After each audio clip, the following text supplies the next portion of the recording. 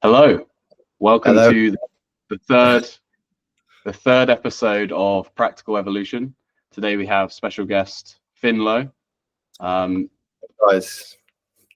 Finn is my stepbrother and lifelong friend, and we've grew up together. We know a lot about each other, and Finn is living in Australia currently, living his best life, and is into all things business, self-improvement, sales, fitness.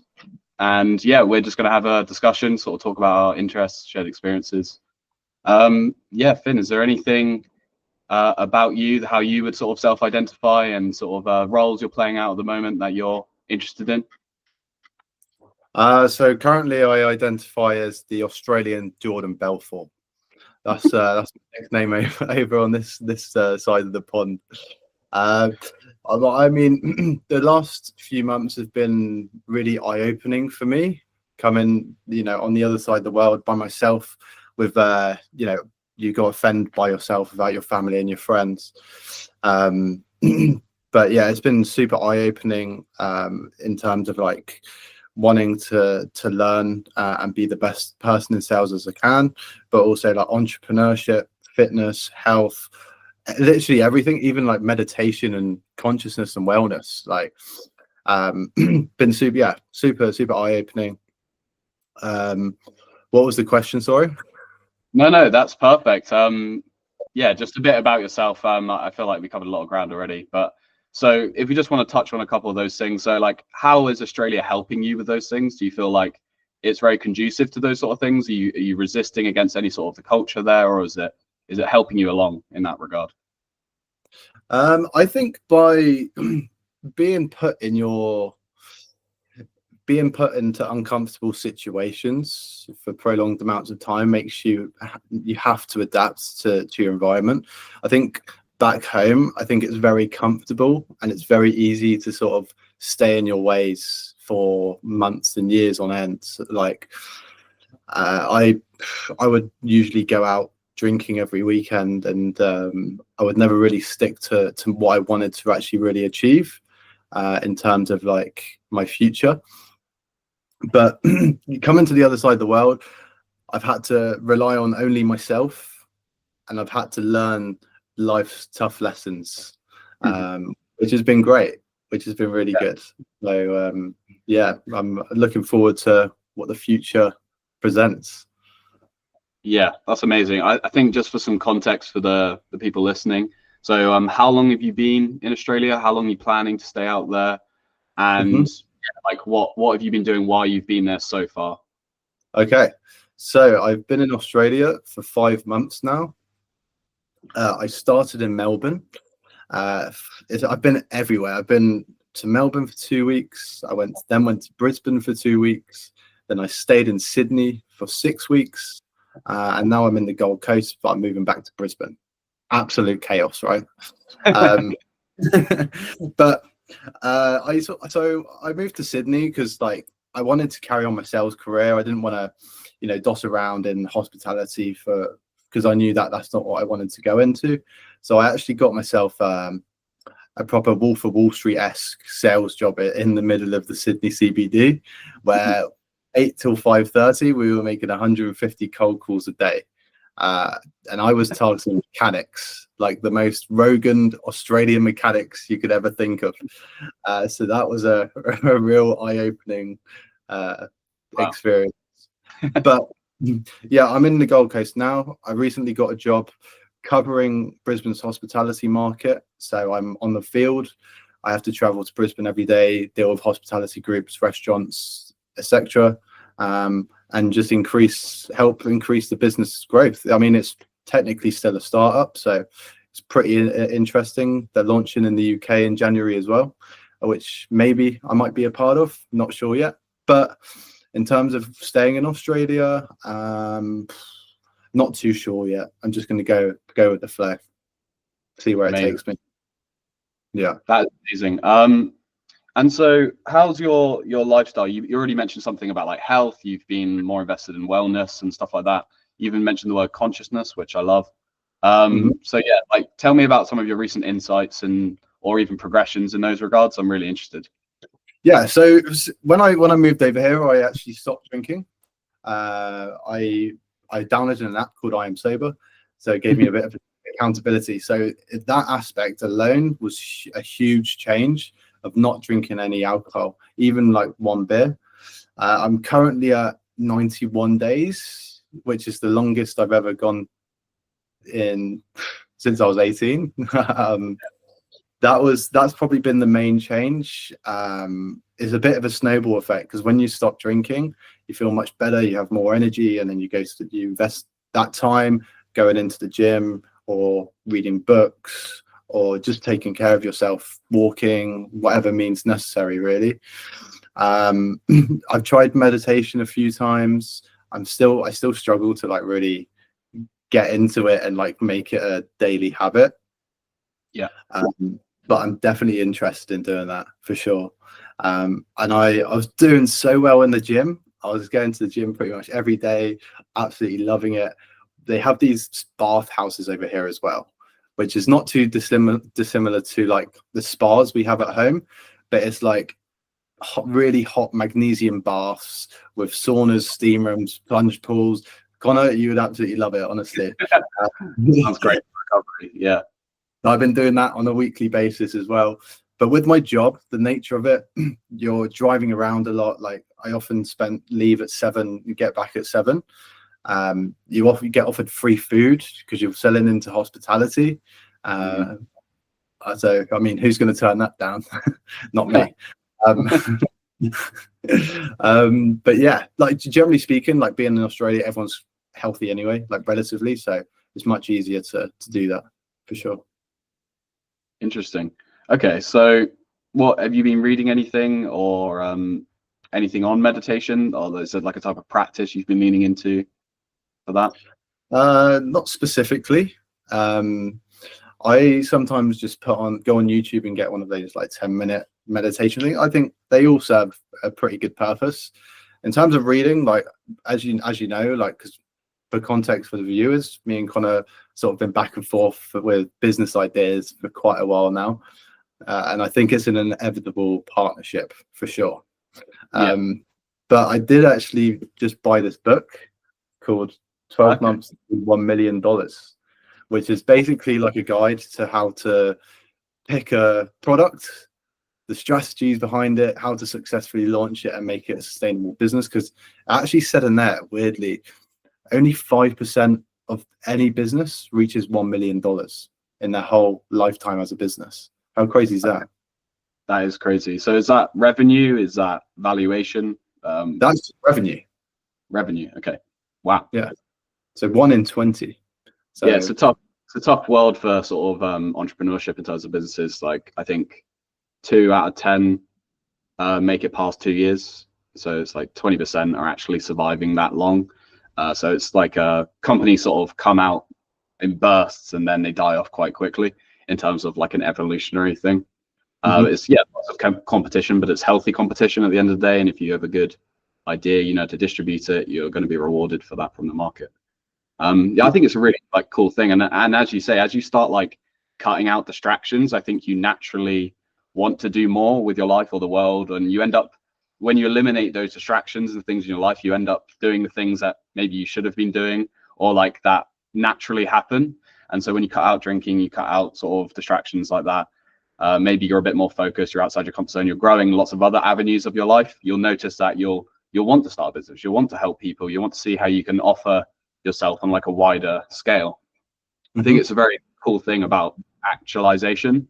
I know you've done some psychology as well, so you know about like Maslow's hierarchy of needs and self-actualization.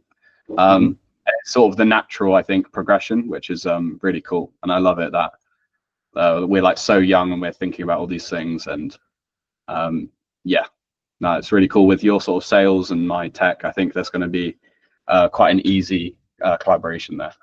Just I actually recently read it wasn't this one actually similar vein. I read this $1 Million Weekend, which is how to start a 7-figure business in 48 hours. I haven't done it yet. I haven't figured out how to do it, but he goes through the whole strategy of like validating an idea, and it's like a lot of it is asking, and here's a very interesting perspective on sales, which is sales is kind of asking for a transaction, and if you have something that's worth the sort of the value or the exchange, and he said you just got to keep asking, and if you're not asking for the right exchange or the right thing, they're going to say no. And so it's just like an iterative process like that. And to me, like, who's not in sales, that was a very like refreshing perspective. It's just all about asking. In fact, I actually made my first sale for my coaching offer the other day, because I asked. Yes. So that was quite a cool experience, and so that's like me sort of kickstarting that personal brand, and sort of that side sort of hustle that I'm sort of doing alongside my 9 to 5 at the moment. And yeah, I think that huge perspective about it's just asking, and to me, I had like enough confidence in what I was offering that was going to add value and maybe shape someone's life towards their goals.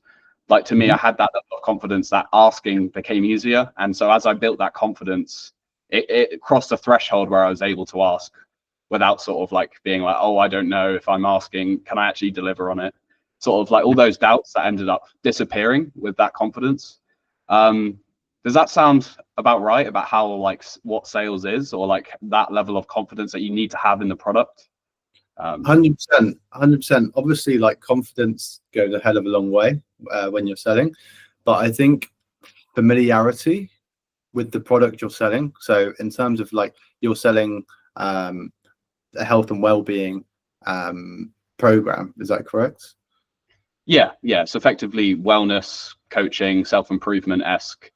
Try and cover a lot of basis with a lot of my experience, and developing frameworks as well. Like, I'm actually building like a software product alongside it with a dashboard and sort of ways to input all of that, but that's sort of in progress at the moment. Yeah, so like, because you've been focusing on the fitness and well-being for so long, you're very familiar with what it takes, but B, maybe what position people may be in, and they're looking to start, but they just haven't committed to take that final step. So hearing it from someone who's been there and done it is very, refreshing for people, and they trust you. So you've got to get people to trust you. That's the main reason people buy. Yeah. And I guess if you've done the transformation yourself, you sort of inspire that trust because you have a level of authority, I guess. Yeah, that's very amazing. So would you like to talk on any of the ideas that you have, or any current ideas? I know you're obviously like very sales orientated, and a lot of software and SaaS as well that you've been involved with. But is that where you see the market going, or where you see like your injection of value into the market? How do you think that looks sort of going forward? See, I've tried to and think of ideas not related to sales, but because it's all I know, it's kind of hard to sort of invent an idea in your head into like industries that you're not really that familiar with. Because I've been in sales, like, and I've sold 3 different products. Yeah, 3 different products to 3 different industries. Like, I kind of understand what works and what doesn't. So like, I'm obviously studying psychology at university. I'm very interested in that side, and I think that sales products don't necessarily have to be explicitly targeted for sales. Like, I'm a huge fan of neuro-linguistic programming, NLP, which is basically about everyone's tonality, but also body language as well. And I think I proposed this idea to Connor a couple of months ago. It was like an AI, I just say AI like it can do anything, but an AI that would sort of read your prospects' body language and tonality and give you pointers through your sales calls or your internal meetings on how to successfully get to the outcome you desire. I think there are a couple of like varied products out there, but I don't think they've ever quite hit the nail on the head, because it's obviously difficult to make. It's a difficult idea to implement. So yeah, like, I think you could copy an idea and put your own twist on it, but I think I'd like to invent something, like build. To me, like, I have this perspective on like invention is kind of iteration in some sense. So like you don't always come up with the perfect idea in its entirety. Like I've read a lot of biographies about Bill Gates or Elon Musk, and it's never like they get it right first time. It's always they always go to the person, ask what problem they have, and then they try a solution, and they're like, is this what you want? Okay, it's half of what you want. And then they sort of go through this iterative process, sort of capturing more of the market, and maybe they start in like a narrow transactional field, and then it ends up being a more general solution over time. But this idea that the market has problems that are unsolved, or maybe being solved in an inefficient way or a too expensive way, seems where like the disruption is. And obviously, as I think invention is kind of like a myth in some sense, that like you end up getting to invention and genuine creativity by iterating and experimenting and just like going through that journey with the user, which is like a mindset I've definitely acquired at the moment. And so actually just going to people and being like, what problem do you have, or what problems do I have, what problems have I solved in the past I can now help people with.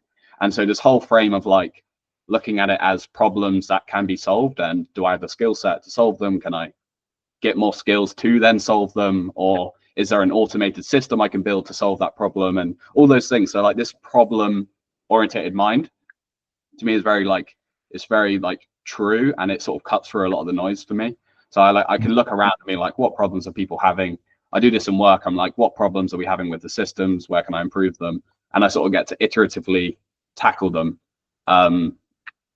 Yeah. Do you have that perspective? Do you try and look out for problems, or are you maybe asking certain people what problems they have, or you just going off your own problems that you would like to solve? No, I think it's quite ignorant when salespeople approach prospects assuming that they have the same problem as their last sale. I think it's important to acknowledge every business is different. Every business works in their own unique way. So your job as a salesman isn't to shift a product, it's to determine whether this is going to be a good fit for both your business as a sustainable long relationship, but also the business you're selling to. Is it going to help them? Is it going to, because I mean, at the end of the day, if you sell a product to someone that doesn't work for them, it's going to give you and your business a bad reputation. So it's really important to make sure you're going after the right customers as well. But yeah, I think the way you sort of find out if they are the right customers is just by asking questions, like you mentioned earlier. Ask open-ended questions, understand their business model, understand what they're doing at the minute, what have they had issues with in the past, you know, like, yeah, that's all it takes. And you know, if your solution isn't an issue they're experiencing, you're probably not a good fit. It's pretty simple equation, I'd say. Awesome. Yeah, I love it when you get to the principles of things and sort of come up with a nice equation for it.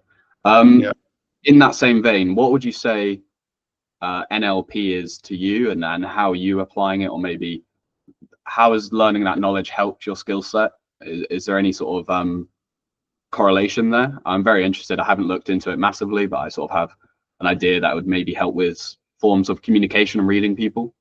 I think it's probably one of the most important, if not the most important thing in life, because you're always getting sold to and you're always selling, whether you're selling a product, whether you're selling yourself. You might go to a coffee shop, they're selling you the idea to come back to that coffee shop. I think neuro-linguistic programming is just much more than a sale. It's how you portray yourself. Like I said, it's all down to personality, tonality, body language. If you don't like the look of someone's body language, or you get a bad vibe, you're probably not going to go speak to them again, you know. Like, and when I say it's important with your friendships, with your relationships, even just with your networks. You never know who's going to ask you to come and help with their business around the corner. So definitely very important part of life is neuro-linguistic programming, for sure. Okay, very interesting. So you mentioned like networks and stuff like that. Is there a way you manage your network? Are you often trying to make relationships, or maybe within a certain frame or context where there's maybe potential for something else? Is that something you do? Yeah.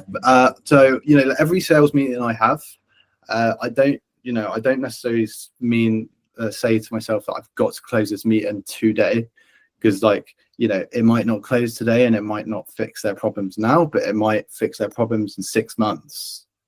So that's about building the relationships and nurturing, which is why it's really important to come across as likable and understanding as well. Where was I going with that? Lost my train of thought there. That's so is NLP something that you've read up on? Like, is there any resources you would recommend to the people listening?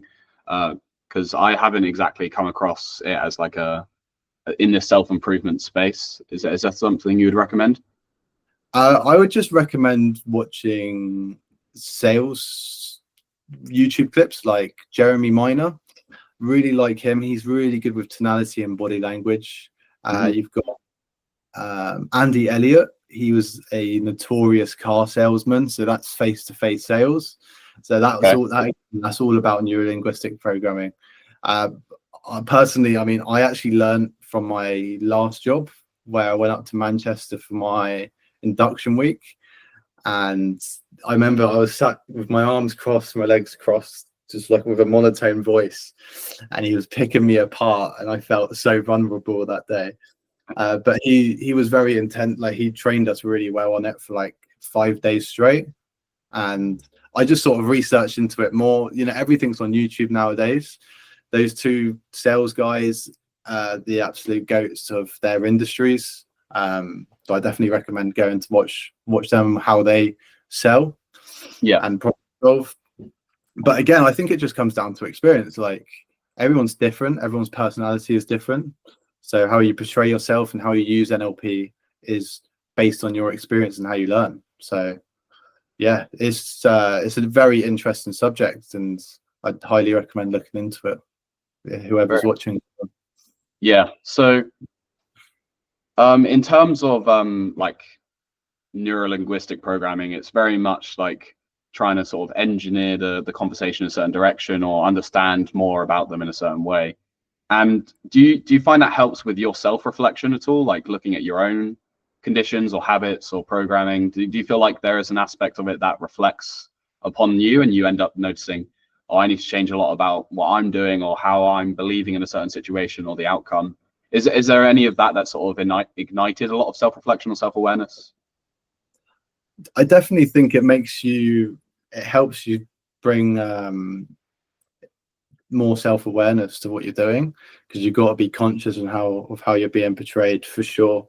I wouldn't say it's a reflection of yourself, but I think in sales, it's like, because there's so much dark psychology behind it, these are sort of the wings that you can use to help you, be better than your colleagues. And I think, other than being likable, understanding of your product and your market, I think NLP is like the cherry on the cake.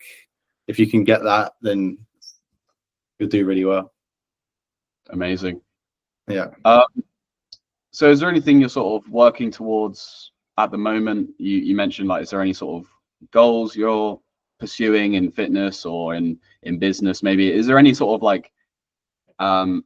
like measurable things you're actively pursuing or working towards? I think it would help a lot of people sort of understand the trajectory or position you're in and where you're sort of heading towards. Yeah, so I've got different goals. So in terms of like career, I sort of work by like salary, because that's how like most salespeople work. So I'd love for my next job to be paying roughly around 100k mark, with the OT included. But I've got fitness goals as well. I want to achieve 75 hard next year. That's a big goal of mine. Yeah, I've actually just made a video of me talking to my friends about it. It takes a lot of courage, and I remember I started it last time when I was living in the flat in Charminster, and after 10 days I just couldn't do it, because working on the field, you're out for 12 hours a day. So hard to add an hour and a half of exercise into that equation, as well as the 4 liters of water you've got to drink. doesn't bear in mind any, your toilet breaks you need after drinking that much fluids. Your diet, like it's I'm going to give it a go. I'm not sure how far I get, but I want to make sure I just don't cop out at 10 days again. But that's a goal. January the 1st, I'm going to start a carnivore diet again for 45 days. Awesome. So yeah, are you still on the good old carnivore diet? I'm on an animal-based diet, so that includes, obviously, it's like really high-quality grass-fed beef, eggs, raw dairy. So it's more about the quality, and then I'm including a lot of fruit and honey and stuff like that. So I do have carbs. I'm not in ketosis. A lot of my thinking was like carnivore is very good for like a temporary sort of healing or adjusting period or cutting sort of phase. But for like long-term sustainability, I think it's really good to have like those fruits and honeys and things that sort of allow you to be more explosive, because ketosis isn't something that is conducive with being explosive or being like fast twitch in that sense, because that fast twitch requires carbohydrates. So I find if I'm working really intensely, I sort of need that extra energy source. And from my research, animal-based is yeah, you can look it up online, but it includes slightly more. But I think I did carnivore for about a month and a half. I've obviously done lots of fasting and stuff like that, which is sort of you're going into that ketosis state as well. I recently did a 6-day fast, just water and salt for 6 days. And yeah, it was really cool actually. Yeah, obviously it gets easier. People don't believe me, but it gets easier like day 2 to 3, and then you don't have that same like explosivity, so you have to be careful with the type of exercises you're doing. You can do like low intensity stuff, but you can't really push yourself to the same degree, but you still have all this energy coming from your fat stores, and you go into full ketosis, and it's kind of amazing because you're literally just running off all that stored fat that you have, and it's good. You lost a lot of weight in that 6 days. Yeah. I think so. I was like, it was post bulk, so I was 90 kilos and I dropped down to 85. You lost 5. Yeah. That's a kilo a day, pretty much. Yeah. It was following like a change in diet as well, and then I sort of ended it with that. So I was on this 10-day meditation retreat doing Vipassana, 10 hours of meditation every day, and I was on this vegetarian diet because that's what they fed you. I couldn't speak, I had no phone, no technology, it was just meditation. And then after that, so there was 10 days of vegetarian and then a 6-day fast, and that's total like 5 kilos in the end of it. Okay. That's pretty impressive for that 2 weeks. Yeah. But yeah, that was quite an insane experience. Have you so you're doing carnivore, what's the plan with that? You sort of can do it for a few months, as long as possible? So when I got to the Gold Coast, I did it for about 6 weeks. I would, believe it or not, I was eating steak and scrambled eggs twice a day. Yeah, nice. That, coffee, water. I wasn't actually drinking enough water, so I actually bought one of these 2.5 liter bottles. Yeah. To make sure I drink it every day. But yeah, I was eating 2 steaks and about 10 eggs a day. But that was, and I did lose a hell of a lot of weight across those weeks. And then I started my job, and obviously, like I mentioned earlier, like you're selling to hospitality, you're always around restaurants. You might get offered, dinner one night. It might be setting them up to go live, and they've offered to bake you a curry, like something like that. So ever since I started this job, I've always found it quite difficult to stick to it. But yeah, I'm going to give it another go. The only thing I did mention, and this is, I actually respect you slightly changing it, is I always woke up very lethargic. Okay. It felt like I hadn't drunk water in like 4 days, and I had no energy. And I was very like, there was no mental clarity, very fuzzy. Yeah. Very interesting. Are you having enough electrolytes and salt while you're doing this diet? Maybe not enough salt. I was taking electrolyte tablets every day as well. Okay, that's no tablets. should have done that, because part of when you're saying you're drinking all this water is like part of that actually flushes a lot of your electrolytes and stuff like that. So there is such thing as too much water. I'm not sure what the answer is for water. Obviously, it varies in person, but having too much does flush your electrolytes and stuff. So maybe having slightly less with a lot more electrolytes may help with those sort of symptoms and the fogginess. Yeah, no, you shouldn't necessarily. I would say after there is like an adaptation phase to ketosis, and there is like a lethargy that you move past. That's like called the keto flu, but that should be temporary, and it should sort of fade well within like a week. Yes, it was weird because I stuck by the diet for it could have been longer. It could have been 8 weeks. But yeah, I'd say 5 out of 7 days a week I'd wake up and I felt like I was still like half asleep for like 2 hours. So I had to like have 3 coffees, and then obviously, it was no.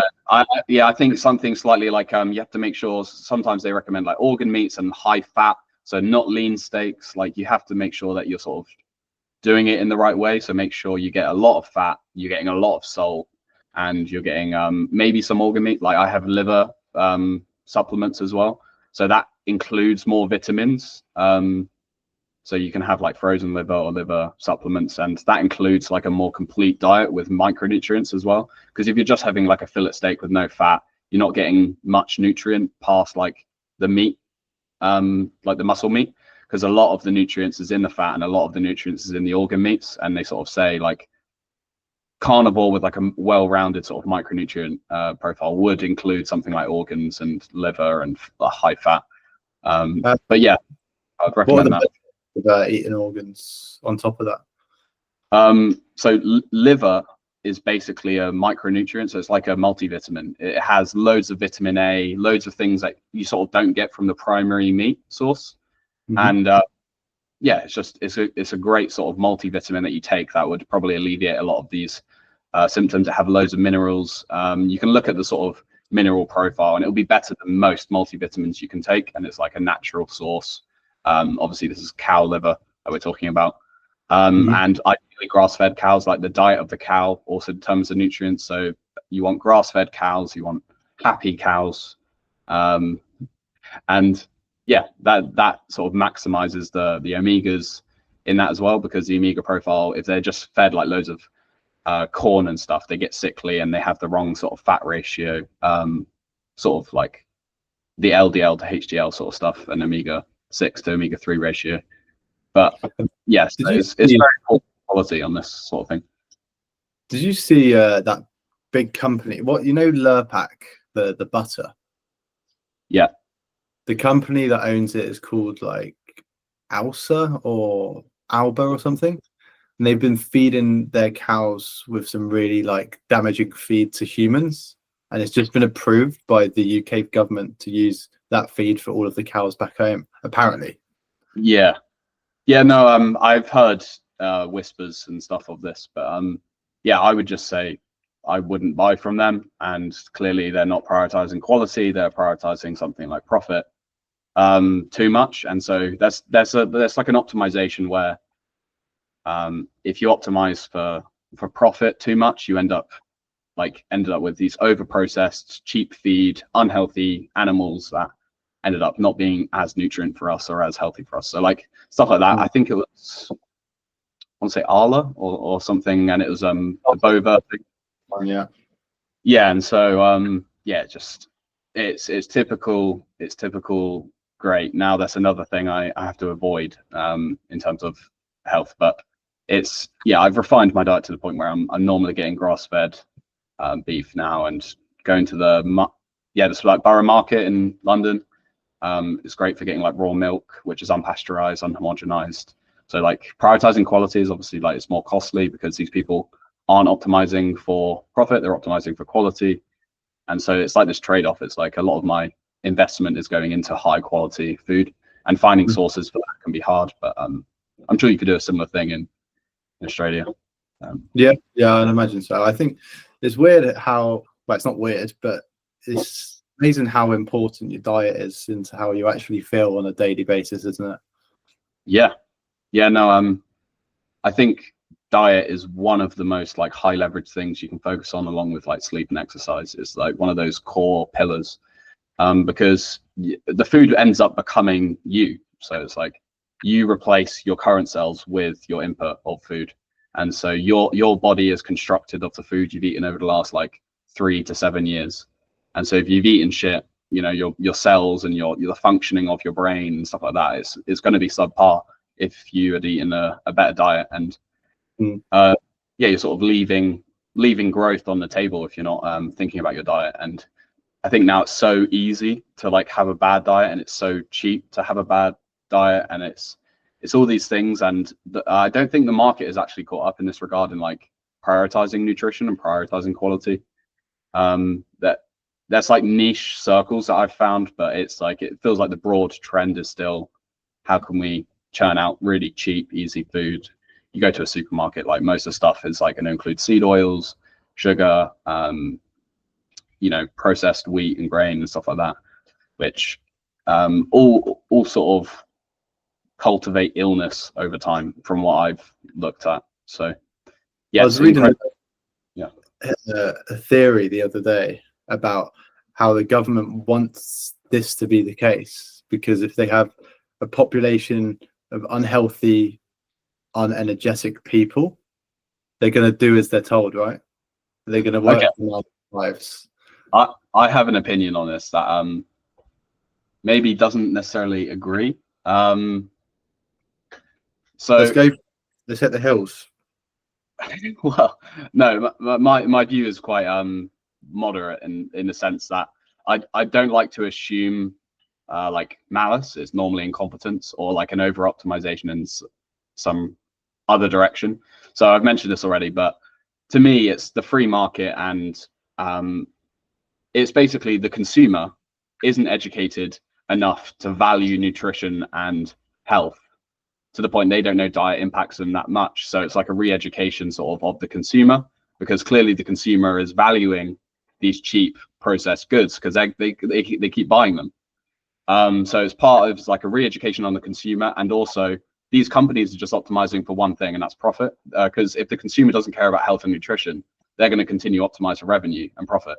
And so it's this sort of, you need a re-education of like, well, okay, if you put your money where your mouth is, you start buying high quality food, the other stuff sort of dies out.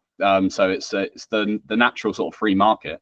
If everyone put their money where their mouth was and went to farms and bought high quality meat that was grass fed, you would end up with these supermarkets running out of money, and these food industries like Arla sort of running out of money.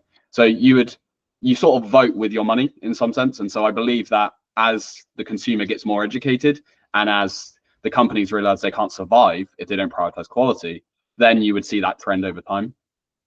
But so that's an yeah, sure. So it's not so much evil entity maybe imposing something. It's like maybe it's just an organic thing that like we didn't have the priorities. We clearly care like about different things now. Like the generation before us didn't care as much about health and nutrition and quality of life, because maybe things were like they were naturally healthier, they were naturally higher quality food around. And so now, like as we've gone through this optimization of profit, we're sort of left with loads of processed foods, and people didn't really know that it's important to think about health. I saw this thing earlier actually. They actually used to think cigarettes were the cure to all illnesses. Okay. And only the rich could afford cigarettes. So when you had someone smelling like tobacco, they were perceived as someone that's really healthy. Imagine that. Yeah, it's funny what like we believe and what we think now. Like I imagine so many of the things I'm doing now will end up being proven to be unhealthy or suboptimal or not quite right. Like I know through my own journey, like I've gone through so many different sort of iterations and trying different things. Oh, this is definitely the solution, this is definitely that. And then I feel like that's also a way that I learn as well. So it's like I'm often trying things, they don't work.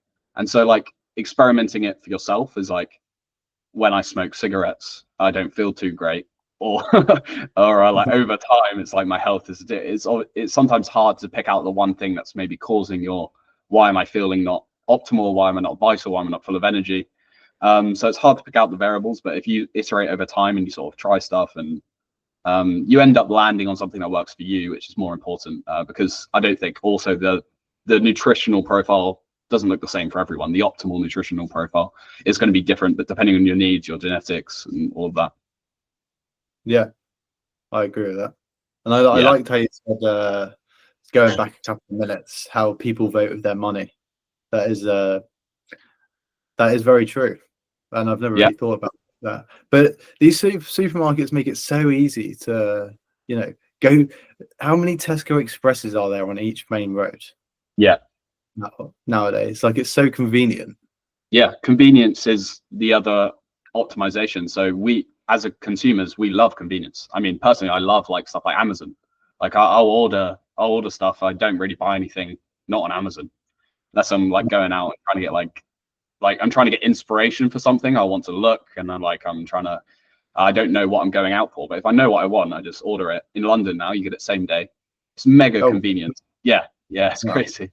I order it in the morning, it comes in the afternoon. It's like, it's so convenient. But and stuff like that is great for like innovation and quality of life and abundance, but it's also can be detrimental. Like you need to balance convenience with something else like health or quality or nutrition, if it's diet and stuff like that.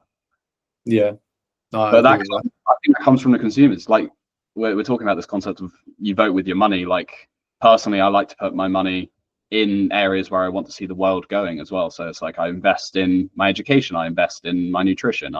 So it's like you are where you invest your time, your energy, your money. That is the future you're investing in as well. And it's future that collectively we're all voting for in a variety of directions. And so we'll get more of what we vote for with our time, our energy. If you're continually distracted on social media, you're giving them your time and attention, then you're investing in them. They get more money from you with ad sort of time and stuff.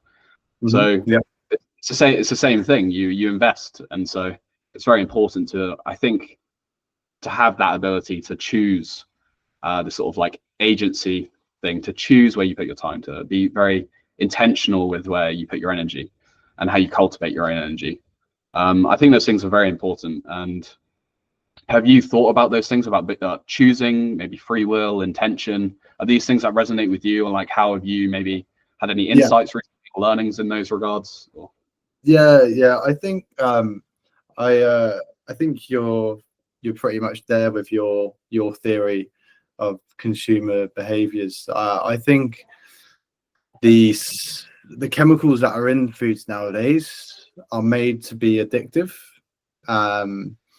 For instance, like, I don't eat sweets anymore, but every time I walk into the shop, the first aisle is always the sweet section, and I've always got some sort of subconscious way of moving my body down the section, even though I don't buy anything.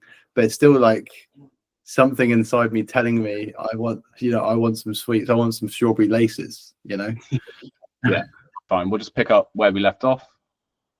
We were talking all things convenience, market, health. Obviously, you mentioned some goals. You mentioned sort of 75 hard and trying out the carnivore diet, and we talked about those sort of things. Different aspirations. Is there anything you're sort of doing on a day-to-day, maybe more like practical routine level stuff that you're adjusting, experimenting with, that are sort of helping you towards these goals or these aspirations? I always set myself a task to spend at least 15 minutes a day trying to learn about a new subject or a new skill. I always spend about half an hour watching YouTube clips on how to be better at my job, which is good to implement on a day-to-day basis. Though, I tell you what, I wish I had a plunge pool. That's what I wish I would have. I do it every week at the bathhouse, but that's the one thing that I couldn't recommend more than enough. Is to, if I could have one to do that every day, I would, in a heartbeat. I think that changes everything so much. But not really. Nothing really changes. Just your mindset, I'd say. Okay, cool. Yeah. Um, what would you say your mindset is, if I'm sort of your maybe your perspective on things, how they've changed, or how you view yourself, or maybe things you've had to unlearn? Because I think with mindset, a lot of it is about unlearning ways you used to do things and sort of viewing things from like a clearer, unencumbered sort of lens. Hmm. What sort of things have you unlearned recently with your mindset?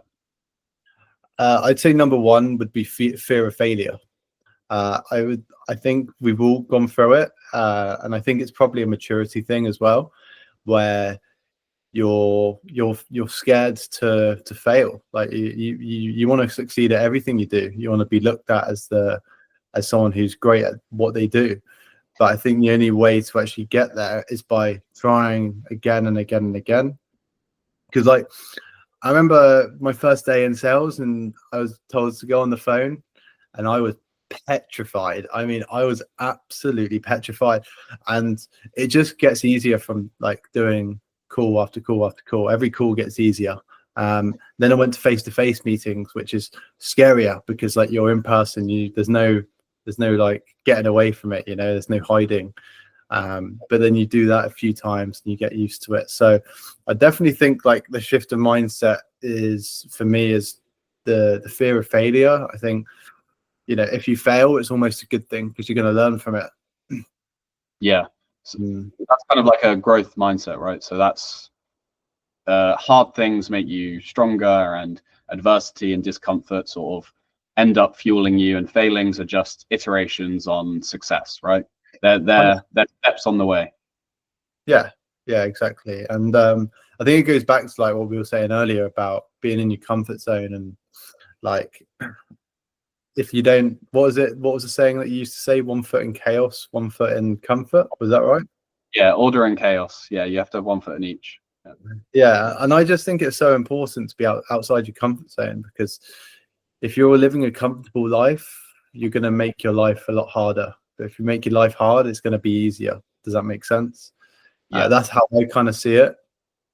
And like reality, like on a day-to-day basis, do I want to be like making phone calls or, going to meetings? Not particularly, but I know it's going to build my career and make me a better salesperson as a whole. So yeah, I definitely think fear of failure is a huge aspect as to why people don't ever make it past that, that barrier, and they always stay in the same spot for their whole life. And each person's their own, but for me, I had to get out of my comfort zone, go to the other side of the world and do it that way. So you went to uni and you went to London, so you've done it as well. So yeah, we're both on good paths, I'd say, for sure.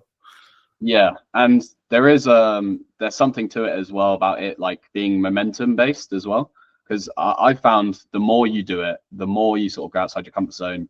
Like if I try new things in maybe physical things or mental things, like they end up helping with my personal growth. And so you end up getting in this place where you've got so much momentum of growth that it almost becomes self-fulfilling. Like there's no way you were going to stay in your comfort zone now, because you've taken the leap to Australia. That is so much momentum that's going to carry forward in your job, in the books, in your like your fitness routine. Like all those things end up like accumulating, and you've built like so much momentum where it becomes like there's no way, it's not possible to stay in your comfort zone now. It's like that's it. That's like you've got so much momentum, and you just got to maintain it, obviously. But a weird thing is that it becomes easier. Like the more you do, the more your discomfort, the more you're like courageous in your life, the more you're sort of pursuing those boundaries and reading up on new things and trying new things and going out in the world and really putting yourself out there and sort of making all those failures, which are just learnings. I think you build momentum, and I think it's a real like incredible thing that is the case of like discomfort. Like it's initially hard, but it gets easier. Have you found that? Have you found like momentum in your life from that? Yeah, 100%. I think actually coming to Australia, like I was a little bit stubborn of coming out of my comfort zone, and I think going to Australia, for example, is probably like the biggest step out of your comfort zone you could possibly have. So every other step out of your comfort zone, whether that's to stop drinking or to get a new job that you might think you you might not have enough experience for. All of those little steps become easier once you take a big step out of your comfort zone. Does that make sense? They're relative. So once you've done one hard thing, or the hardest thing you've ever done, everything else seems easier in comparison. And Exactly. so it was the same for me when I did this like 10-day meditation retreat. It was the hardest thing I've ever done. And then everything else felt relatively easier. Everything was like, now I compare everything to the hardest thing I've ever done. And it's always easier than that. And so I think sometimes doing the next hardest thing ever that you've ever done is sometimes like a beautiful thing. It's like to pursue, okay, now everything is relative to starting a business, or now everything is relative to going on a meditation retreat, or moving to Australia, or moving to London. Like, it's always the hardest thing. And shifting that needle, I think that happens on like a slower cadence. Like maybe you have one of those every like 1 to 2 years, 3 years, maybe for some people, but like it's making those relative comparisons. Like, yeah, I totally agree. I see that a lot, because now everything is relative to the hardest thing you've ever done. So yeah, no, exactly. Like, couldn't have really, in my position, couldn't have been much more difficult than to sort of distance yourself from your friends and family and start all over. But yeah, you know what? I definitely like recommend it to anyone if they feel stuck in life and they feel like they need a new start and they need to be pushed and challenged. I definitely recommend. It doesn't have to be Australia. It could be you could go to Bali and be a digital guru, or you could, you know, just move to somewhere else in the UK. Like, just takes a small step. What would you say your biggest step out of your comfort zone's been? I think you mentioned a couple of the milestones. So it's like going to uni, choosing to do like computer science, going to London for my industrial placement. When I like that interview was when I was 19 in London, and sort of going to London for a year with my uni mates and working. Like, I was young. I was like 20 years old. I'm working in London. Don't know what I'm doing. Haven't finished my degree yet. Lockdown happened at the same time, and that was like, there was lots of environmental pressures that I think was incredibly difficult, and obviously I made loads of mistakes. So that was like a year of the mistakes, and I made every mistake possible in such a short amount of time. When I was 20 years old, it was probably one of the best things for me, but it's like, it really shaped, it's like character building. That was one of the most formative years of my life, but probably the hardest as well. It was like it was a dark place as well. I think part of this journey is like, you have dark places, you have dark times, and weirdly those are the things that build your character, that make you stronger, that make things relative. Because once you have dark days, the light days seem so much more vibrant, right? So it's that relativity again. It's like, yeah, sometimes those hardest years are the years that are forming your foundation, and you can't see it till 2 years, 3 years down the line. But you have to have like a level of faith or trust that it's going to work out. And people will tell you, don't worry, this is temporary and stuff like that. But it doesn't feel like that at the time. It feels permanent, and you don't know why it feels permanent. But yeah, I'm sure that's a universal human experience.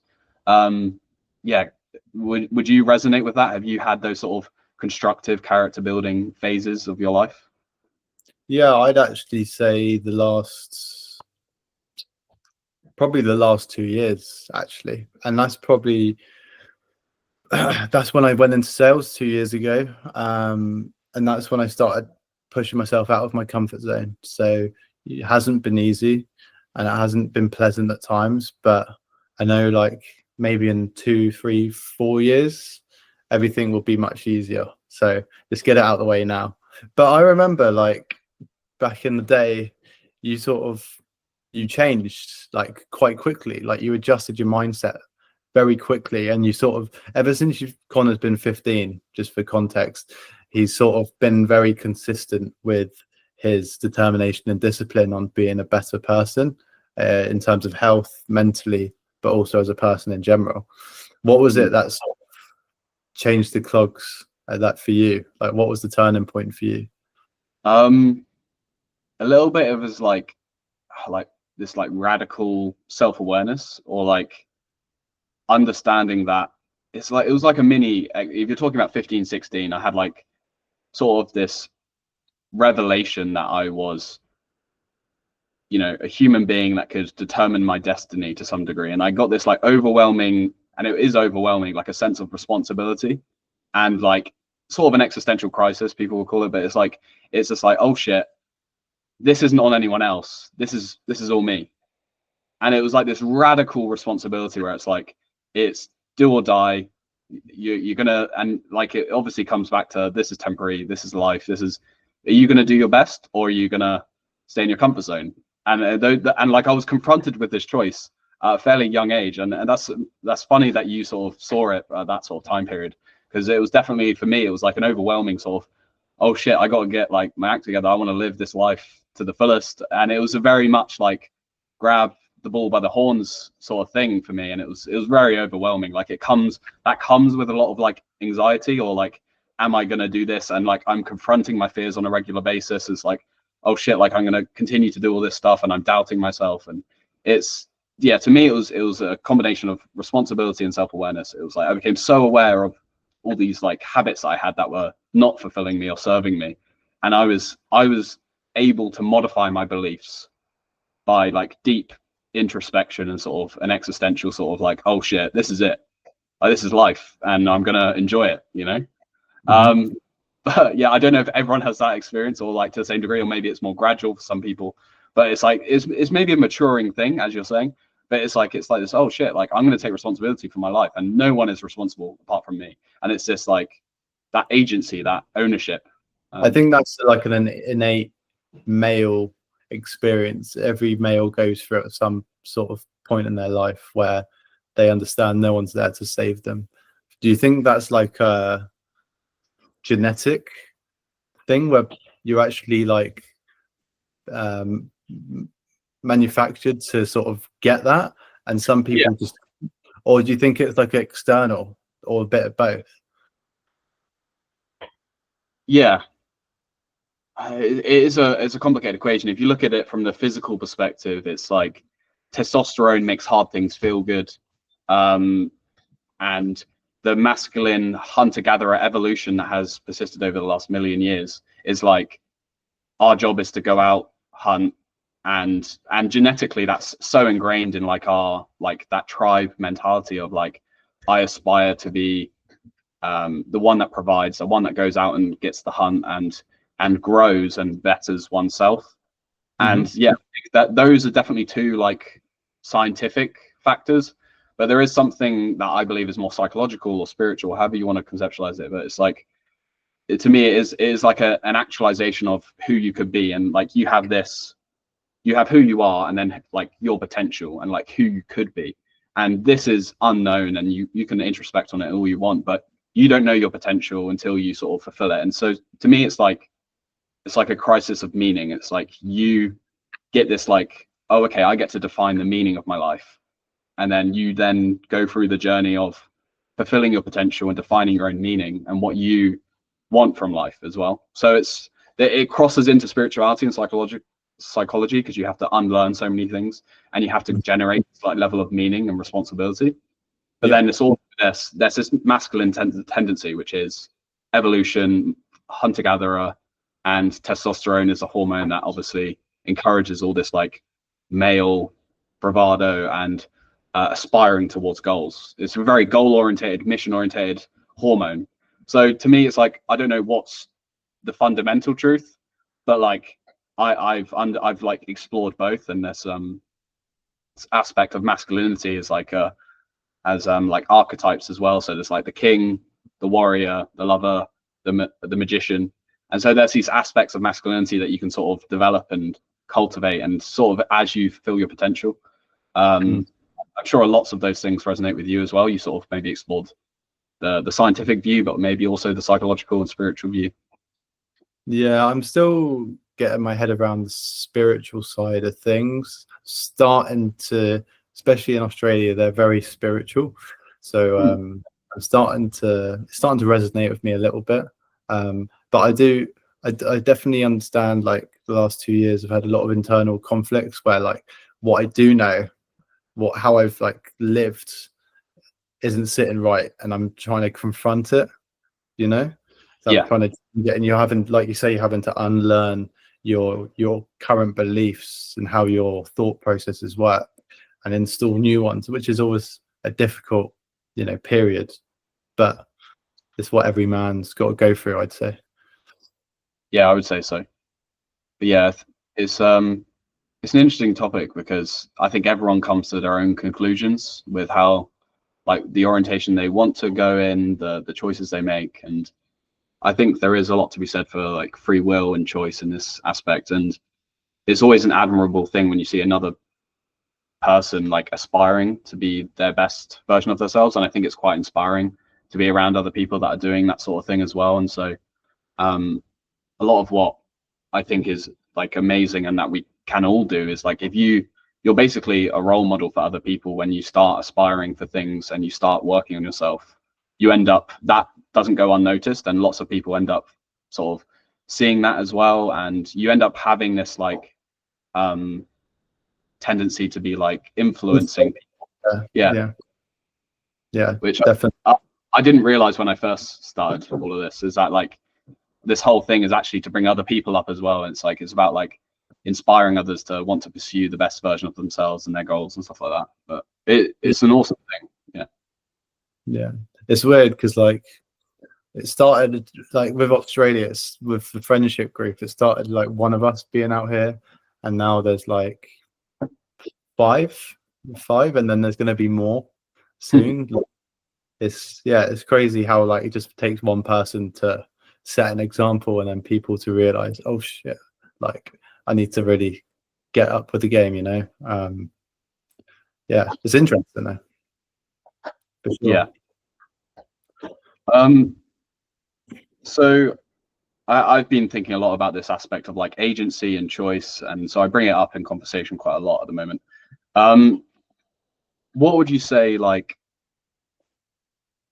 your view on free will is, in terms of your choices and how you make them and how influenceable they are by the environment or your own self, in terms of how influenceable is your choice and your free will and your direction of life? I think it's a mixture between nature and nurture. I think we're all genetically made differently, and there's different drivers to each person. But like it goes down to personality. Like people are either, you know, motivated, disciplined, hardworking, or people aren't, or there's, you know, in the middle. It sort of depends. I think environment is a massive thing because I feel like it sort of triggers those innate roles. So in terms of like free will, I feel like politically, for instance, in a political context, I feel like it's hugely nurtured through your environment, through what your friends think, through what your family thinks, through what you see online. You can make your mind up as well, but I definitely think environment maybe has slightly more of an impact, I'd say, than nature, for sure. What about yourself? So obviously you can't deny the aspects that environment and all of this, and you mentioned personality as well, and part of me believes that you can choose to like have a different personality, or at least work towards a different personality. So like that's maybe the one point where I'll be like, my personality is malleable and I choose to believe that, and I choose to believe that I can change over time, and then there's like an aspect that I fundamentally believe that I can change or I can adapt, and there's like this, I can overcome my environment if I choose to, and so there's this like this conflict that I think about, is like, can I transcend my environment? Can I undo social conditioning that you were talking about with like politics and social, like if everyone around you is saying the same thing, can I have independent thought or independent thinking? Can I reason about something that isn't socially acceptable, or I come to my own conclusion? And so I think it's important to sort of contemplate your like, what is influencing you. I think it's actually great to observe maybe where did I get this habit from? Is it from my childhood? Is it from some sort of friendship and relationship I had where there was this frame of conditioning in that sense, or was I parented a certain way? And then it's like, oh, okay, I have this certain habit or way of enacting in a certain context, and a certain feeling comes up or something. It's like, okay, can I choose something else? Can I choose a different reaction? And this like act of choosing a different reaction to a situation ends up morphing your personality over time. It's And something that I've only observed it in myself, but I believe it to be true for everyone. I think it goes back to the conflicts we were talking about, where you've got to sort of unlearn things in your life and through your experiences. So, you know, if you do want to change your personality, for instance, and you want to be better talking to people, you've got to remove that fear of rejection, for instance, you know, Yeah. like get rid of that anxiety and replace it with confidence, however you might do so. I think it makes just practice makes perfect, rather than just simply believing to change it. But yeah, each to their own. It's interesting, for sure. Yeah. It's like the choice to practice as well. It sort of comes into it. Okay, cool. What example have you had recently where you've had to do that? I would say in my career over the last couple of years, I've sort of had to choose to be better at communicating and to be better at speaking and articulating something in like a clear, coherent way. And so I personally feel like I've made an active choice, an intentional direction, which is means now that I feel like I'm better at communicating now. I feel like I'm better at making coherent sentences or ideas that can be easily absorbed or resonate with people. And I think that's also fed into maybe my ability to pick up on social situations and maybe pick up on a vibe or a situation in a room, or how people are feeling like a bit more. So I've become like more socially adept and more coherent in my thoughts and in my speech, for sure. So that's definitely, like, to me, choice is an orientation. And so I've orientated myself in like, I want to pursue this and better myself in that regard. And now my personality probably looks a lot more extroverted. It probably looks a lot different. It is 100%. I actually had the same thing as well. Because I was a little bit different, because you could talk and listen, but I always had a habit of zoning out, if you remember. So me and Connor, when we were younger, we'd be at the dinner table and we'd be talking about something, and then I would just like zone out for like 30 seconds and just miss completely what's happened, and then I'd come back in the room all confused. So I think that was probably down to my attention span. I had a bit of a TikTok brain, I'd say. But yeah, I've actually recently I've been really considering whether to delete social media altogether, because I've been limiting myself to like 10 to 20 minutes a day. Because it like, as much as it's good and you like there's education on social media and stuff, that ultimately you're just watching other people's lives that has no benefit to your life, basically. So yeah. Which social medias are we talking? Because not all are created equal. Yeah. Okay. Well, so Snapchat is pretty worthless to me nowadays. I don't use that. I think Instagram is good and it's bad. Like, I'll follow pages that create good content, like educational content in what I'm interested in. But like, I think it's all designed to keep it within a certain time frame. So you only end up focusing for like 20 seconds, because no one wants to get real for longer than that. Because no one can for longer than that, you know. But then on the other hand, you've got, you know, everyone that you are acquaintance to or that you might know, or your mates, and you're just watching what they're doing, which actually, as much as it's nice and whatever, it doesn't really serve any purpose, I'd say. Yeah, so I mean, I'd probably go Instagram, Snapchat, and Facebook. I think all three are pretty, they don't serve me. That might be different for you and other people, but they don't serve me. I like LinkedIn because it's completely resourceful and full of education.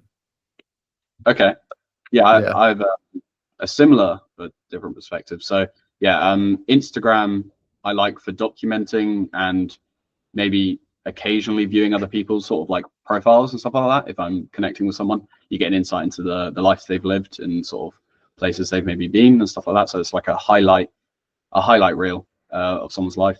So I like to still document my holidays and ventures and maybe life milestones on there, and it feels like I get to keep people up to date with that. But I don't consume Instagram content really. I'll look at people's profiles if I connect with them, but that's all I do. Facebook haven't used for years. Snapchat I think I used for 1 year of my life. And LinkedIn, I haven't really resonated with it. Some of it still feels a bit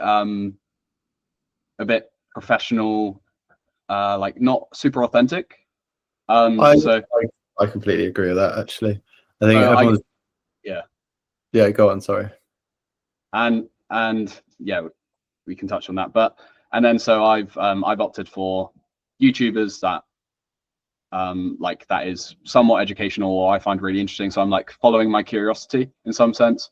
And then I use X recently for like different like business sort of stuff. Like I actually find if you follow a business or people making startups like CEOs, you get a lot more like iterative sort of real quick news and sort of like what's up to date with the market, and you get a good read on the market, a lot more authentic. What I really enjoy. I really enjoy an authentic sort of system. And so when you're watching someone who's made a video over 20 minutes or something, but most of my consumption is actually Spotify podcasts or audiobooks. So sort of like audio sort of when I'm traveling or working out or something. That's a lot of my consumption. What's your favorite podcast?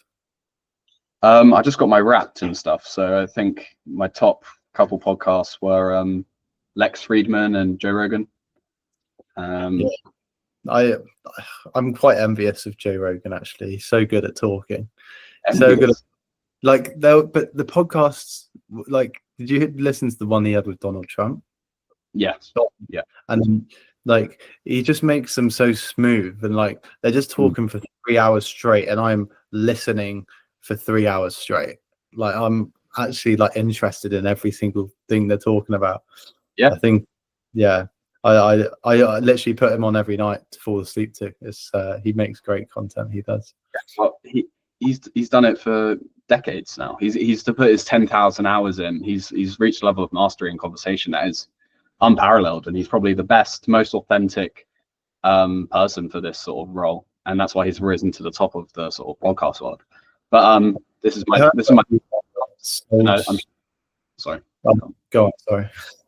I was just saying, like, we're still new to this. We're still learning how to, make an interesting conversation for other people to view. But like, this is our first attempt together. I think it's quite cool. Yeah, I mean, this is just trial and error.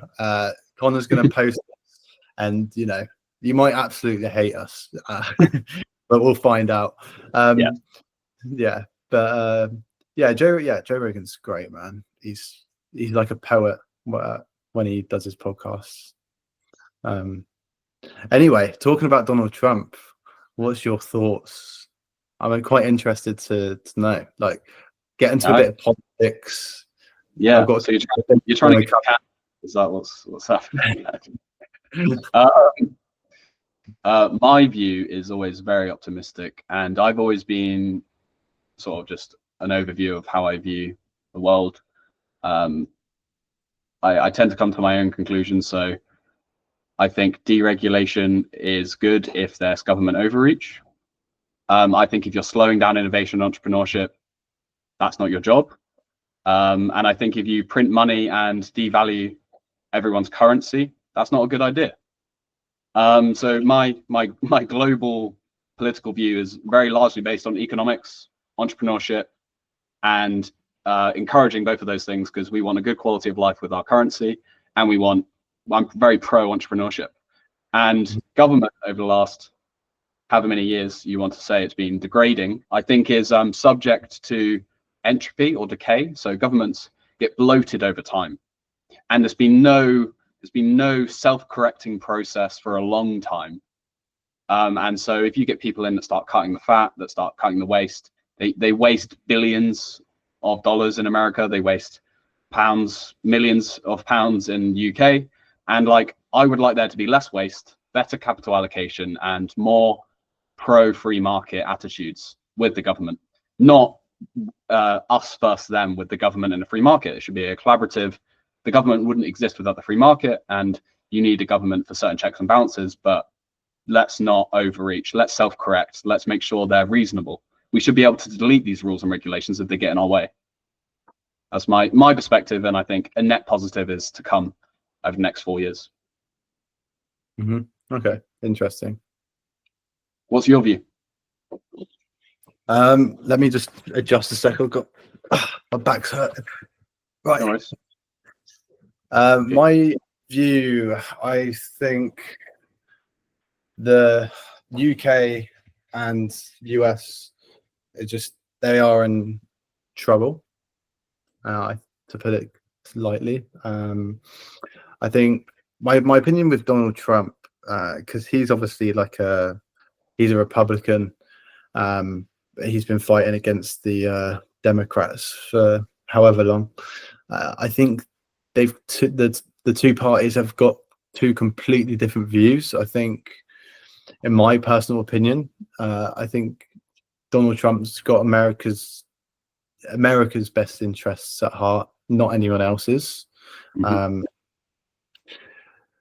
I do truly believe that the economy will return to where it almost return to where it would be or was with him in charge. But he's only got 4 years to do so. I'm no political guru, but I do like what he stands for. Not everything, by the way. He does have some really controversial views, but I do like how he's the leader of the United States, and he is patriotic and he cares about the country, like genuinely down to his soul. So I do appreciate that from his side. In terms of the UK, I'm really confused about what the government's strategy, what they're trying to achieve, because for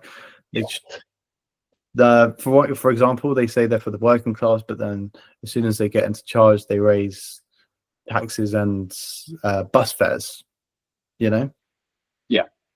Like why? So, yeah. So I can't say I'm a massive fan of any UK government party.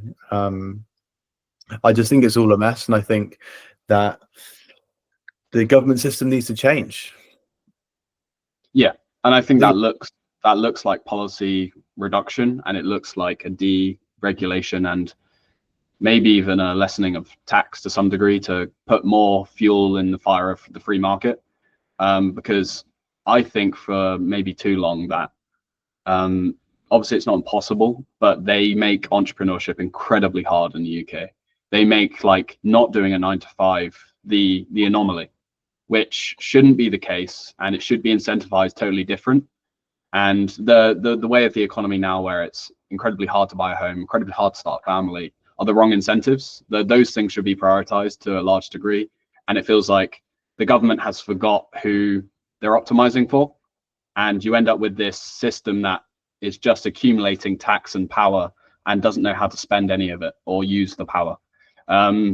So you end up with a bloated machine if you don't have any self-correcting mechanisms. And I think that's a lesson sort of humanity is learning at the same time right now.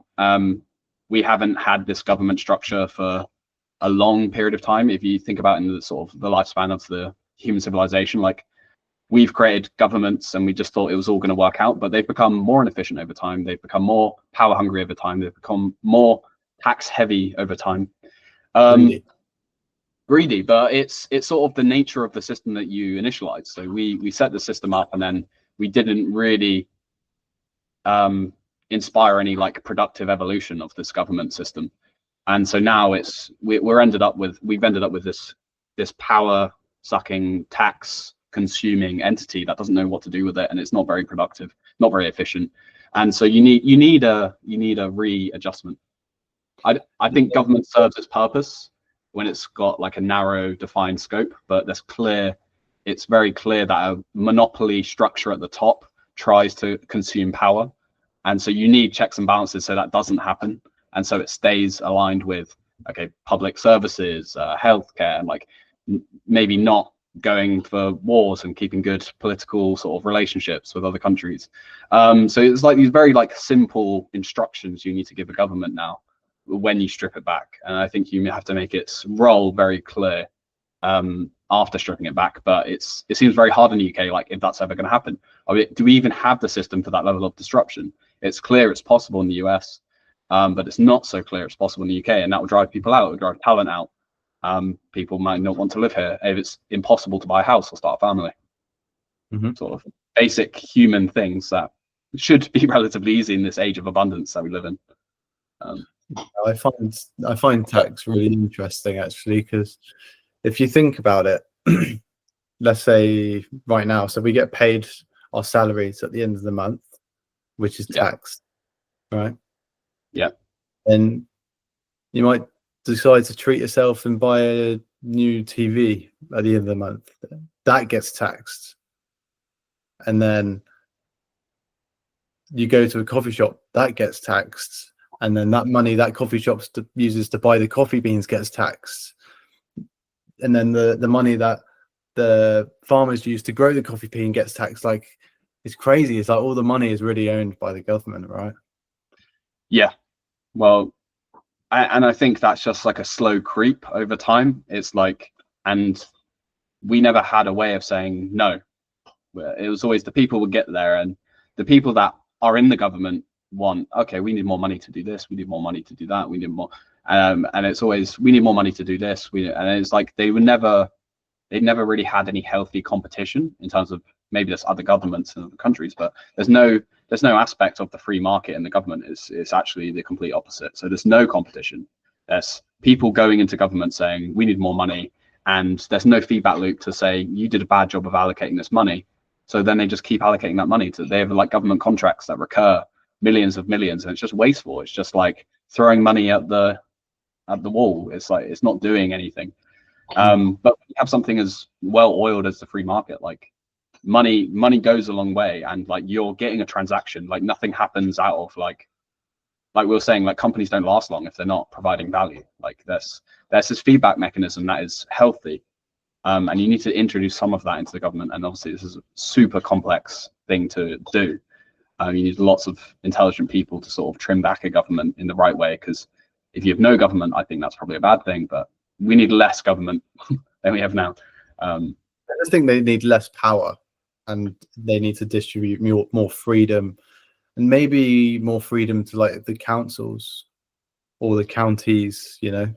Yeah, there's some, so that's like, yeah, the concept of like decentralization. So sort of spreading out power to, like in America, it's like the states, they allow lots of things to be sort of distributed to states. And in our case, it'll be counties for councils and stuff like that. So yeah, I totally agree. You need more localized decision making, because then your localization of decision is reflected by the actual populace of the people, you know, that live there.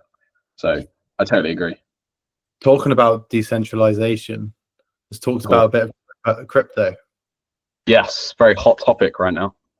Hot topic. And honestly, because like I'm a newbie, like I am a newbie because I haven't really ever tried to invest enough time into actually learning how it works. I'm still like a beginner. But I go on YouTube, right? And I type in XRP news, and all it comes up with are, you've only got 48 hours. Ripple's given you 48 hours until XRP explodes to $10,000, and you'll never get over it. Do you know what I mean? Like, from my, you know what? Because they've got a lot of money in it and they want people to pump it into it.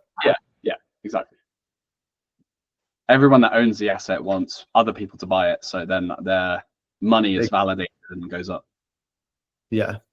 I do like I understand the concept of XRP though, and I do think it's a really amazing utility.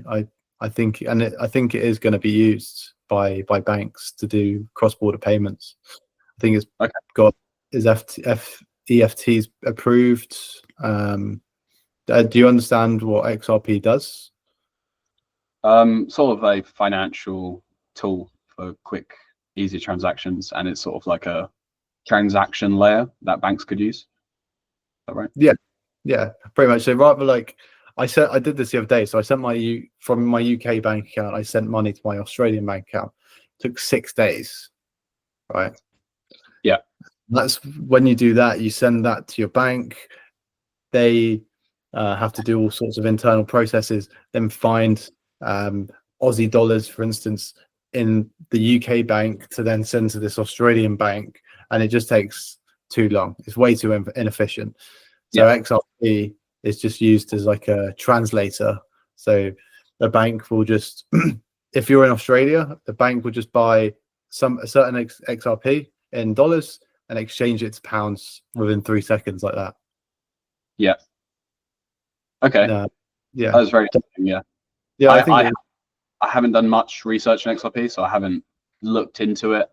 I'm what we would be considered like a Bitcoin maximalist, in the sense that I've looked into other cryptocurrencies and I've come to the conclusion that Bitcoin is the answer to a lot of the world's problems and to a lot of economic problems. And so to me, the proof of work sort of consensus algorithm, and I also did like my my bachelor's sort of thing in Bitcoin and sort of the proof of work mechanism.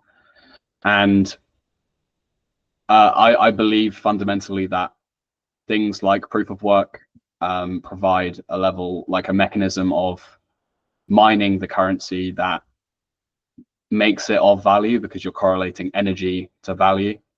And with a limited supply, you end up with no single entity can print more of it. So true decentralization in the fact that it was created with a fixed supply that requires energy to create it. And so it makes it something that stores value inherently because it requires energy, and they become more scarce over time. And so this like scarcity mechanism makes it a great store of value from my perspective. And I think it has all these side effects of, I think we're in a world now where governments have less power because of Bitcoin. And I think we're in a world now where people can choose to not have a devaluing currency. Like that wasn't a choice before 2008. And so you were forced to hold currency that would disappear into nothingness, and it would lose all its value, because you see this in other sort of corrupt countries where their currency becomes worthless and they have to adopt the dollar. And it happens overnight, and all of a sudden something that used to buy a house now buys a sandwich. And so you get this like crazy hyperinflation, which is, I wouldn't wish it on any country, right? And I think that there is a technological solution that has been provided, which every other cryptocurrency is sort of associated to a company and is inherently then corruptible because it's not ordered by consensus, like a 51% majority. So it's like, technically this was the only cryptocurrency that was initialized with no, like true decentralization, in the sense there's no company, there's no entity responsible for it. And obviously I'm happy to be wrong. Bitcoin may not be the solution, but just from my own research, it's like, it's clear that that is a solution to something. It may not be Bitcoin, but it will be something similar. So there's 20, I think, is the market cap, well, actually, no, I'm not completely fluent with crypto, but from what I understand, there's 21 million Bitcoins on the market right now, correct? Yes. And how many more could be mined? What's left?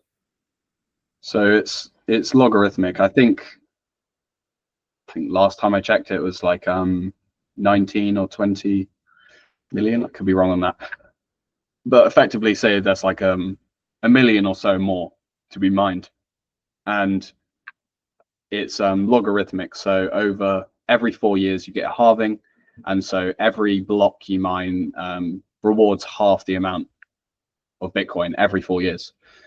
And you always get this step change, whether you believe in it, in terms of the price.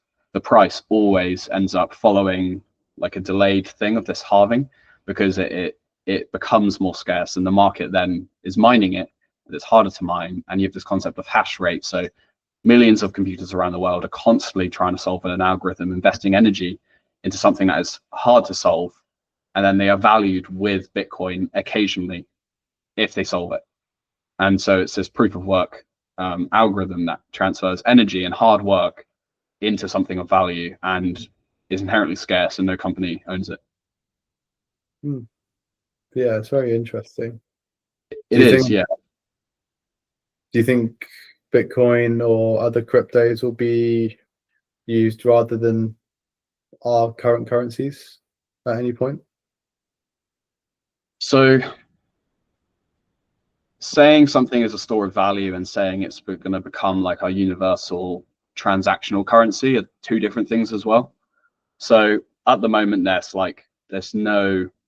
things like the Lightning Network, and so you can have layers on top of Bitcoin that end up make transactions and speed transactions quickly. And the example you mentioned, we could do a tax-free, fairly quick transaction with Bitcoin as well, just on the base layer. And so I don't know if I would like to hope that the store of value ends up becoming the transactional currency, but those things may stagger. Like at the moment, say 1% of the world own Bitcoin. And in like 1970, 1% of the world were on the internet. And so those sort of like early mover advantages of being early, obviously like pay off and cascade. So I think it will more likely be a store of value, but I think Bitcoin's use case makes more sense funnily enough, in a world where we're in, where like there's government misuse and there's printing of money, or they call it quantitative easing. So where you have this concept of like bad management of money by governments, Bitcoin makes more sense and the price of Bitcoin goes up. And so if you had really well managed governments that kept inflation in check and didn't overreach in some sense, Bitcoin would make less sense from my perspective. So I think it probably more likely becomes a store of value. Something like property is more of like a commodity or an asset class that you have to store value. And that's how I currently use it. I don't use it for transactions, or very rarely. If I'm sending money to people that are into Bitcoin, I can do that. But it's something that I use as a store of value, and I don't know if it becomes a transactional sort of network, or if a layer of that becomes, usable or adopted by everyone. Yeah, it'll be interesting to see how it, because they're saying like 2025 is when crypto is really going to gain some momentum in the payments world. So it'll be interesting to see how it gets on. But yeah, because you might live in a world where XRP becomes a transactional layer and Bitcoin is a store of value. You maybe don't want to store anything in XRP, which means it's pretty much guaranteed that that's going to be happen. I'm not saying guaranteed, but I mean like it looks highly likely that that's what's going to happen. Yeah. Okay. And I see like Ripple have signed or partnered up with like over 500 banks, including like Bank of America. Now that's like huge. So that it seems to me that it is going to be used within the next 1 to 5 years, I'd say. Okay. But then how will the governments, because that sort of contradicts the government's aims, really, doesn't it? Power-seeking governments don't like Bitcoin. That is like a universal fact. When you have like encouraging governments that enjoy the free market and the flourishing of their populace, they enjoy Bitcoin as a store of value, and they encourage their citizens to have Bitcoin. But it becomes harder to own Bitcoin where the government is power seeking. And so you see stuff like regulations and come up when it's a power seeking government. They don't want individual sort of autonomy or stores of value that aren't based in their currency, which they determine as like their lever to pull in terms of printing money and stuff like that. So if you opt out of currency and store it somewhere else, power seeking governments don't like that, which says more about your government than actually Bitcoin itself. In my opinion, and they try and demonize things like this because it's not in their best interest. Do you think that certain governments are power seeking, and like as in like their thoughts and approaches to life, so you got like left wing, right wing, center? Do you feel like it weighs on either side to be more power seeking than the other? Not necessarily. I think throughout the ages, both sides have been like, okay, enough's enough. We need to sort it out.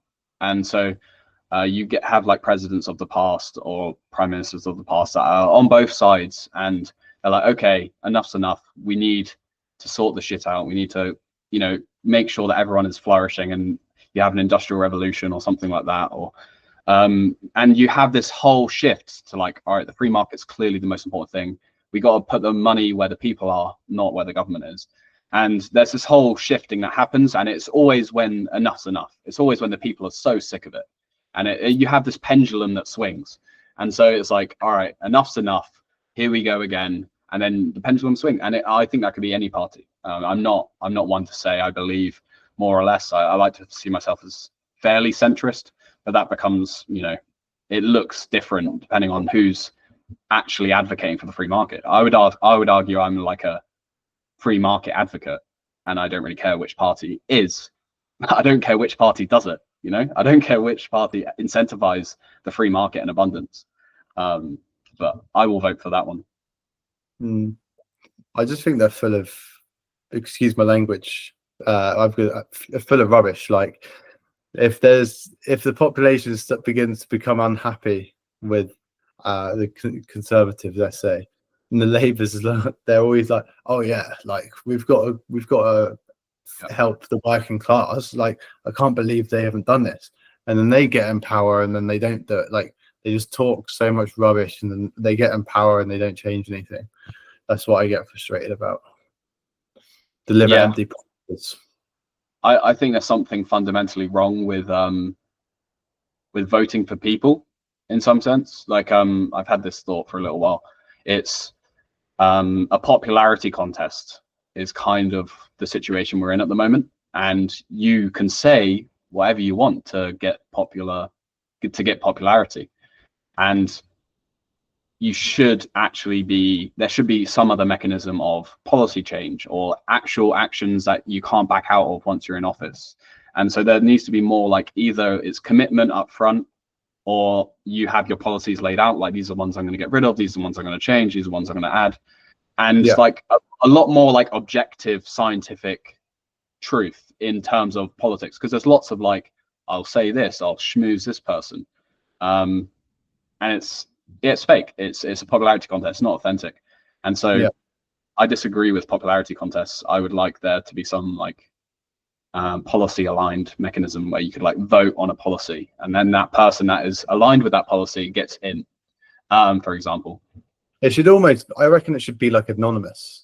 So like the governments should align their policies. So it should be like A, Cat B, Cat C, Cat D, Cat E. And then whatever policy you like the most, or set of policies, you vote for. So you don't know who it is. How good would that be? That'd be amazing. You're not voting for the party. You're voting for the ideas. Yeah, it would be like a marketplace of ideas from a government perspective. And the same thing can be said for capital allocation. So what they do with our money is largely, they can say something. It's like, we're going to spend all this money on the NHS and all this. Then once they go in, they spend the money somewhere else. And it's like, okay, so now we got all the policies in order. Where is the capital going? You said you were going to spend 50% of our tax money on the NHS. What happened? Or like there should be some level of like, you're going to spend how much of our tax money on what? On like cancel and like fixing all the potholes. That's great. And then there should be this like iterative, like, you're clearly bad at capital allocating because you keep having to ask for more tax. There should be some like feedback mechanism in that. There should be like another system involved within the government that regulates it and makes sure that they're not recklessly spending on things they shouldn't be. Yeah, that's what I think it lacks. In the government needs to be told what to do. That's what I'd say. Yes. Yeah. I think they need some accountability. That would be like my main thing. I would say if they were held accountable to what they said, or they actually laid out the policies and where they were going to allocate tax money, I would say that would solve a lot of problems, because you're putting it all out in the open. People can then disagree with the policies and the capital. It becomes less about do I enjoy this person, the way he makes me feel when he speaks? It's like, you forget the popularity of it, for sure. I think Donald Trump definitely managed to get the few seats over from popularity through how he speaks, because he is great to listen to. He's a great salesman for sure. But fair enough. That's interesting.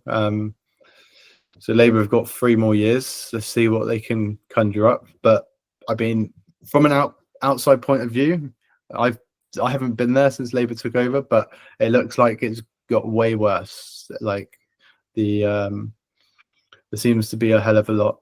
I think immigration's great. I think they provide some really important skills that our society doesn't have, and I think diversity is good.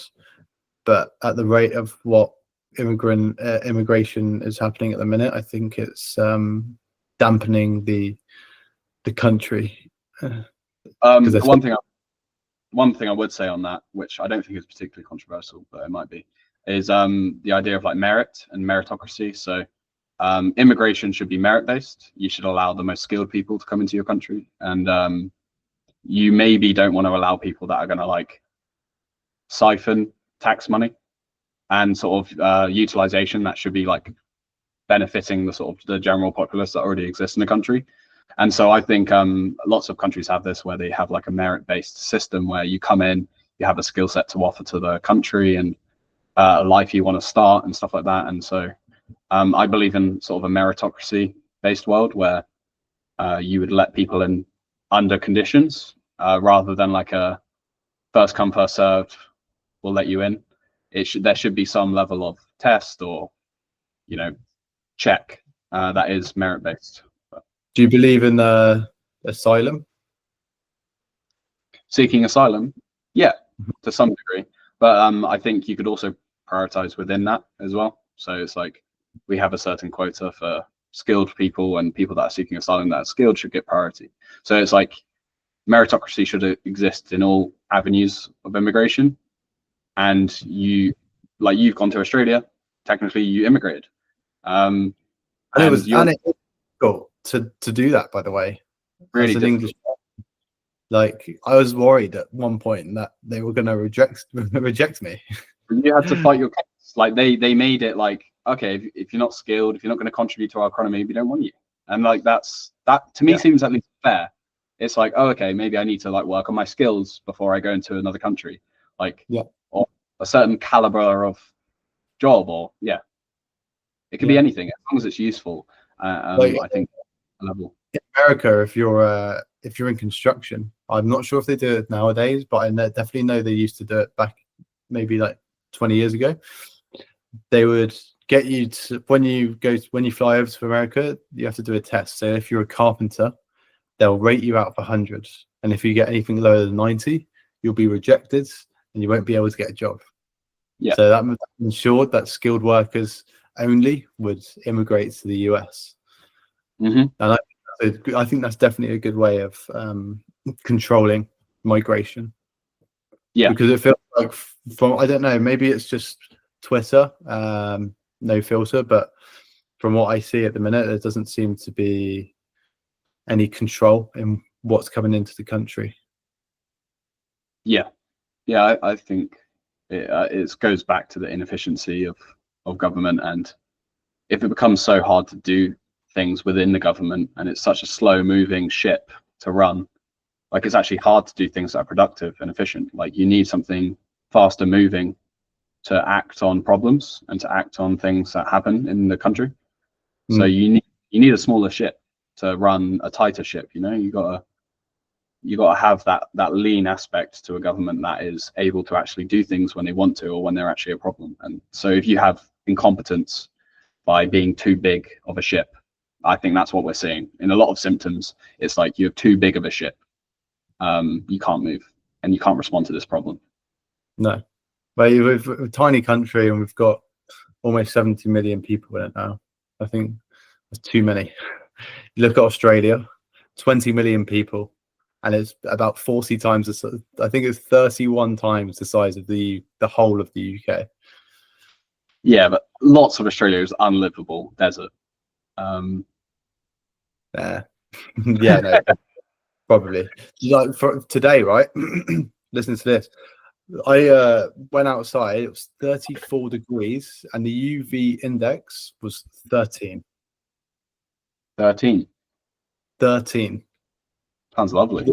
This is the Australia has the highest amount of UV worldwide. Wow. So you only need to go in to the sun 20 minutes. You look very tanned. Nice one. Yeah.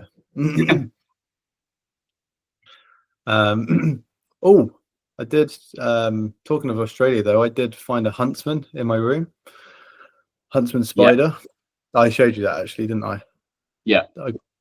I got attacked by a crab and fire ants. Fire ants? How did that happen? So I went for a beach day 2 weekends ago, and I was swimming around in the water, and I get this nip on my foot, and it was a crab, and they've got some really sharp whatever you call them, pincers.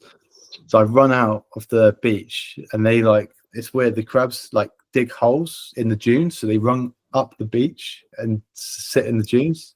And yeah, anyway, so I went on the grass because I was sick of the crabs, and I put my leg right on an ant nest, and they Gotta be careful. Doesn't sound as dangerous as a lot of people make it seem. It sounds like there's gonna be snakes and spiders around the corner, you know. So. No, I've seen quite a few spiders, but I've seen one snake in 5 months, which was really rare as well. Yeah, you're in a built up area, so it's definitely overhyped for sure. Nowhere near as bad as everyone makes out to be. You enjoying the weather and the climate and everything? Is that going down well? Like when you go on holiday and it's hot and it's like nice and refreshing, because being in the UK is cold for 10 months of the year. But when you're like 34-degree heat, and the humidity isn't a joke either, it does get quite annoying. On the weekends it's great. Like you get to chill by the beach in 30-degree weather. Yeah, you're not going to complain. But when you're working in the middle of a city and you're in a black leather car, it's tough. Yeah, but it's great. Like it's probably I couldn't imagine a better country to live in. I would say. It's pretty much got everything. It's got a stable economy, infrastructure's great.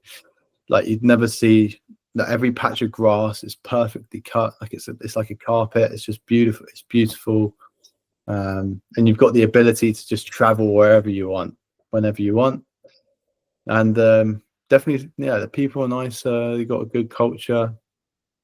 It's that's very. What would you say on the culture? Like, how is it different? I'd say it's very similar to America. Okay. Just in how they do things. I'm not really too sure how to describe that. But I know, like in the UK, like we're very our culture is very like. It might be. Pardon? Yeah, it might be easier to think about like what do people value and what are the incentives in place and how they maybe differ, because that's often reflective of culture. Yeah, in the Gold Coast, like it's like completely different cultures. Like you've got the rich areas which are very pretentious, and then you've got the normal areas where people just generally care about being nice to people and having a laugh.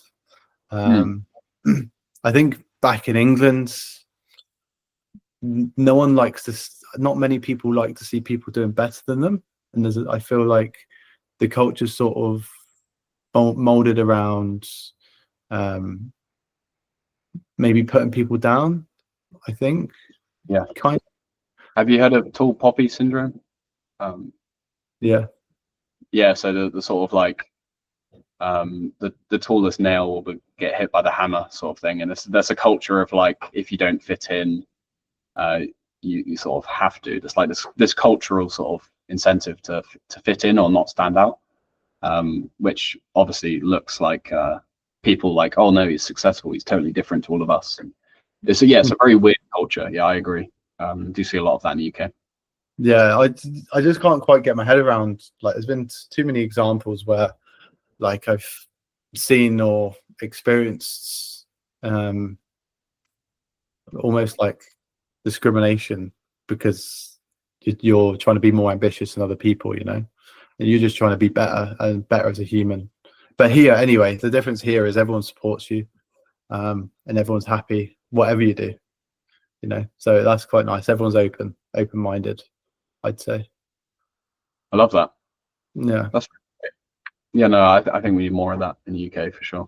But with anything like culture, for like a cultural shift or a cultural sort of trend to start, always starts with like a smaller group of people and sort of and then it spreads. It's like an idea. It's like maybe we can be, you know, more than what we are, or change our mindset on this or perspective and stuff. So I think with how culture is at the moment, we're like ever more globalized in terms of culture, and so culture ends up morphing into like a global entity as well. So you have less of these localized cultures. So I think there is a trend where like the internet makes culture more uniform, and I think that's probably a net positive because you have more ideas coming from everyone, and culture changes maybe faster because of the internet. And so you have this idea of like all of our values and all of our collective incentives are sort of shifting together now, and they're more interconnected as a whole. Yeah, I agree for sure. Right, Awesome. I reckon we should wrap up, mate. Yeah, it's been great speaking to you, Finn. Thank you for coming on the pod. I'm gonna edit this together and put it up on Spotify and YouTube for everyone to see. Nice.